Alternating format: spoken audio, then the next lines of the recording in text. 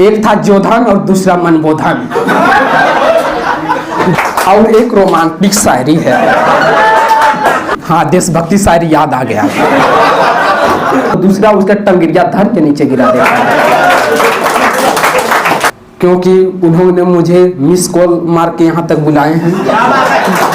जिंदगी जीने का अंदाज झकास होनी चाहिए, झकास होनी चाहिए।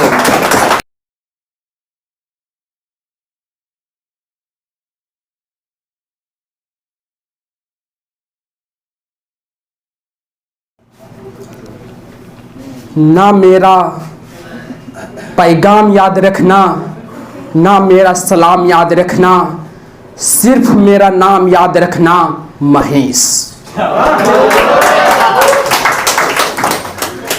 आज के इस संध्या बेला में महेश कुमार का प्यार भरा नमस्कार। और मैं सबसे पहले धन्यवाद देना चाहता हूं हिमांशु भाई को, क्योंकि उन्होंने मुझे मिस कॉल मार के यहाँ तक बुलाए हैं।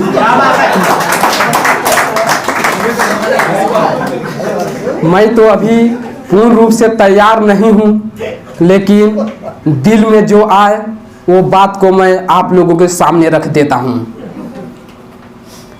कहते हैं जिंदगी जीने का मकसद खास होना चाहिए, जिंदगी जीने का मकसद खास होना चाहिए और अपने आप पे विश्वास होना चाहिए। जिंदगी में कभी खुशियों की कमी नहीं होती, बस जिंदगी जीने का अंदाज झकास होनी चाहिए, झकास होनी चाहिए। एक चुटकुला है जिसका ट्रांसलेशन हिंदी से खोरठा में किया गया है। तो हजारीबाग का ही बात है।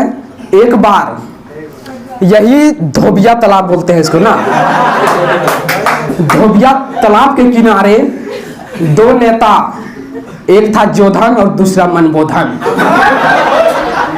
दोनों धोबिया तालाब के किनारे घूम रहे थे। तो घूमते घूमते धोबिया तालाब के सामने पहुंचते हैं तो वहां पर दो बुतरू लोग, बच्चा लोग, चेंगा, दो बुतरू लोग वहां पे खोखरा और मछली मार रहे थे। तो मंत्री लोग वहां पे जाते हैं और बोलते हैं, अरे बुतरू लोग, तुम लोग ये खोखरा और मछली को मार रहे हो, तुम लोग इसको बर्तन में रख के क्यों ढक नहीं देते हो? तो बुतरू लोग मंत्री लोगों से बोलते हैं, मंत्री जी आप लोग बूझते नहीं हैं, ये केकड़ा और ये मछली भी आप ही मंत्री लोग जैसे हैं। जिस तरह कोई इंसान आगे बढ़ना चाहता है तो आप लोग उसको नीचे गिरा देते हैं, उसी तरह ये मछली और केकड़ा भी उसी तरह है। जब कोई एक केकड़ा ऊपर चढ़ना चाहता है ना, तो दूसरा उसका टंगरिया धर के नीचे गिरा देता है। सभी को यहाँ प्यार, मोहब्बत, इश्क से भरी शायरी, कविता पेश किए, तो मैं भी एक शायरी पेश करता हूँ। हर दर्द की दवा जिसे समझा था हमने,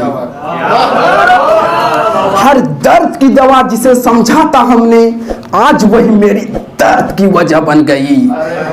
जिस मोहब्बत को समझा था शबनम, जिस मोहब्बत को समझा था शबनम, आज वही मेरे दिल में शोला बन गई, शोला बन गई। दोस्तों सच मायने में बोलूं, दोस्तों मैंने इस किसी लड़की से नहीं, दोस्तों मैंने इस किसी लड़की से नहीं, अब शायरी ही मेरी आशिकी बन गई है। शायद इसके बिना अब जी ना पाऊंगा, क्योंकि शायरी ही मेरी जिंदगी बन गई है, शायरी मेरी जिंदगी बन गई है। तो अंत में एक देशभक्ति शायरी भी आप लोगों के बीच में पेश करता हूँ, क्योंकि आज तक जहाँ भी जाता हूँ तो पहले मैं देशभक्ति शायरी से ही शुरू करता हूँ, लेकिन आप लोग का प्यार, मोहब्बत और इश्क वाला शायरी ने तो मेरा दिल को जीत लिया है, तो शायद ये इससे रिलेटेड ये देशभक्ति शायरी है।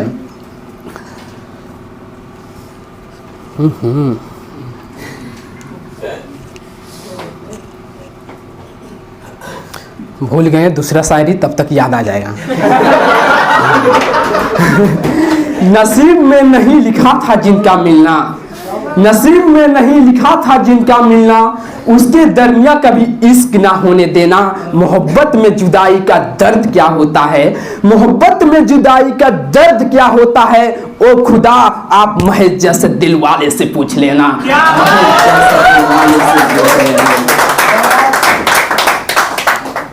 हर छलकती हुई बोतल, हर छलकती हुई बोतल शराब नहीं होती, हर खिला हुआ फूल गुलाब नहीं होता।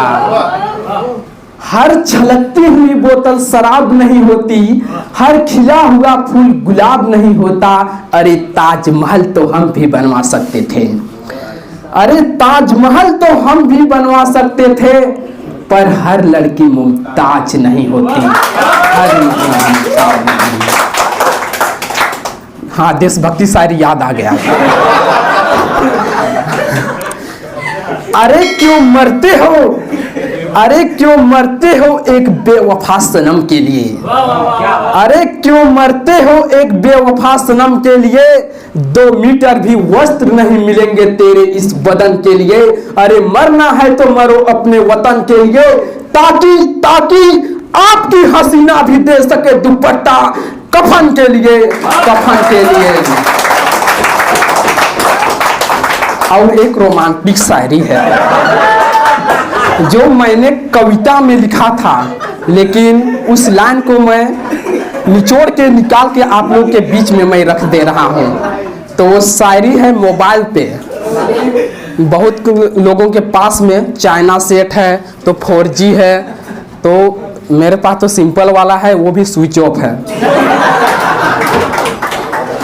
तो आज के ज़माने में, आज के ज़माने में मोबाइल का भी क्या कहना, आज के ज़माने में मोबाइल का भी क्या कहना। गजब तेरी नखरे अजब तेरी स्टाइल है, गजब तेरी नखरे अजब तेरी स्टाइल है, नाक पोंछने की तमीज नहीं हाथ में सैमसंग मोबाइल है। नाक पोंछने की तमीज नहीं हाथ में सैमसंग मोबाइल है। इन सभी की हद तो देखो, इन सभी की हद तो देखो, SMS पढ़ के भी चेहरे पे स्माइल है और हाथ में चाइना सेट मोबाइल है। धन्यवाद।